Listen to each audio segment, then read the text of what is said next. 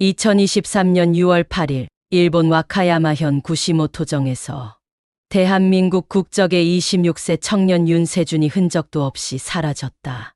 이 사건은 단순한 여행 중 실종이라기보다는 수많은 의문점과 단서를 남기며 미스터리로 남아 한국과 일본 양국의 언론과 대중의 주목을 받게 된다.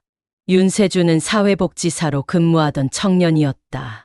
그는 새로운 직장을 구하기 전 휴식을 취하고자 일본으로 배낭여행을 떠났고 2023년 5월 9일 오사카 간사이 국제공항을 통해 입국했다. 그 후 한 달 가까이 일본 전역을 돌아다니며 여행을 즐겼으며 후쿠오카, 오사카, 교토, 나라 등 여러 도시를 방문했다. 그는 여행지에서의 사진을 가족과 지인에게 공유했고 연락도 꾸준히 유지하고 있었다. 실종 당일인 6월 8일도 마찬가지였다. 이날 오후 7시 20분경 윤세준은 구시모토정의 한 우체국 앞 버스 정류장에서 하차했다.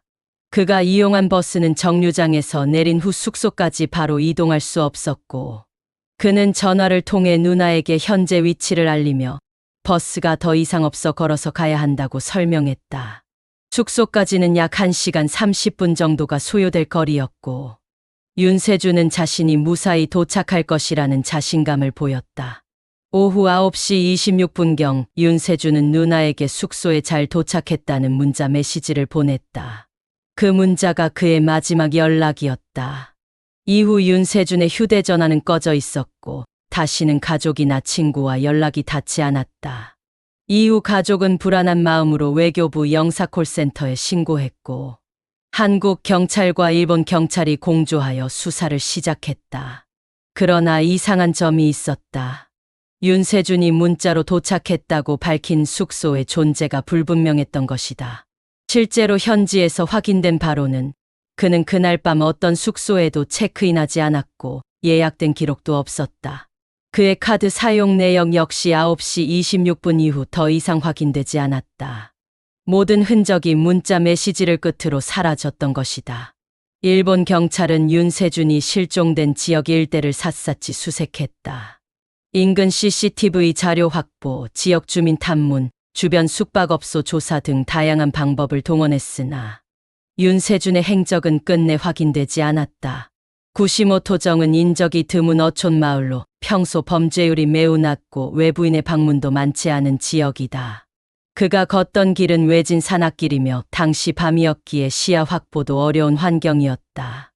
SBS 그것이 알고 싶다 제작진은 이 사건에 주목했고 2023년 8월 26일 방송을 통해 이 실종 사건을 다뤘다. 제작진은 윤세준의 실종 당시 상황, 일본 경찰의 수사 내용, 그리고 지역 주민들의 증언을 종합하여 방송을 구성했다. 방송에서는 실족사 가능성을 제기한 현지 주민들의 이야기도 소개되었다.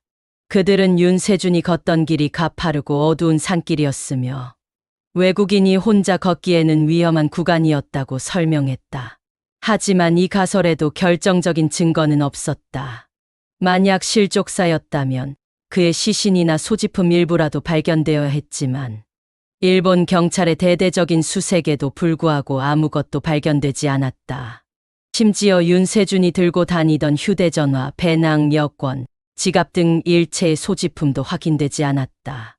이는 단순한 실족사로 보기 어려운 정황이었다.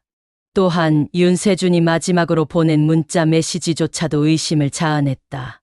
그는 문자에서 숙소에 잘 도착했다고 했지만 실제 숙소에 체크인한 기록이 없었다는 점에서 그 문자가 강제로 쓰여졌거나 누군가에 의해 보낸 것일 가능성도 배제할 수 없다는 분석도 제기되었다.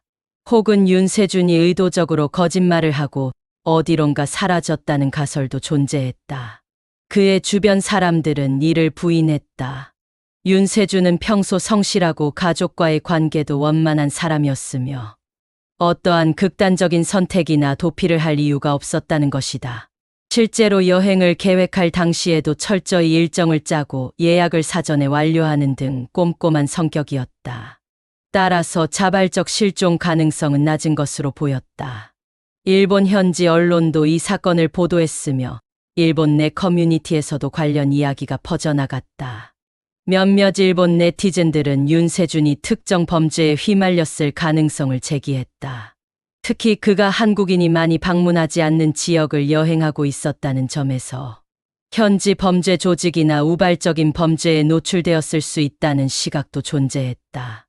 윤세준의 가족은 사건 발생 직후부터 현재까지도 그의 생존을 믿고 있다. 누나는 언론 인터뷰에서 세준이는 반드시 돌아올 거라 믿는다. 제발 살아있기를 바란다고 눈물을 흘리며 말했다. 부모 역시 언론을 통해 아들의 무사 귀환을 호소했고 외교부를 비롯한 정부의 지속적인 지원을 요청했다.